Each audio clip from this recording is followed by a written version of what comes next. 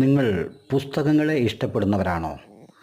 പുസ്തകങ്ങളുടെ പുറംചട്ടയെയോ അല്ലെങ്കിൽ പുസ്തകങ്ങളുടെ അകത്തിൻ്റെ മണത്തെയോ നിങ്ങൾ ഇഷ്ടപ്പെടുന്നുണ്ടോ എങ്കിൽ നിങ്ങൾ രക്ഷപ്പെട്ടു.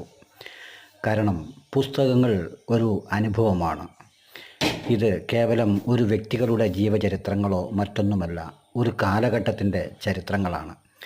നമ്മളൊക്കെ എല്ലാ കാലത്തും ജീവിക്കാൻ കഴിവുള്ളവരല്ലല്ലോ. മനുഷ്യർ കേവലം ഒരു കാലത്ത്, ഒരു ദേശത്ത് അല്ലെങ്കിൽ ഒരു പ്രദേശത്ത് കുറച്ചു കാലം ജീവിച്ച് മരിച്ചു പോകുന്നവരാണ്.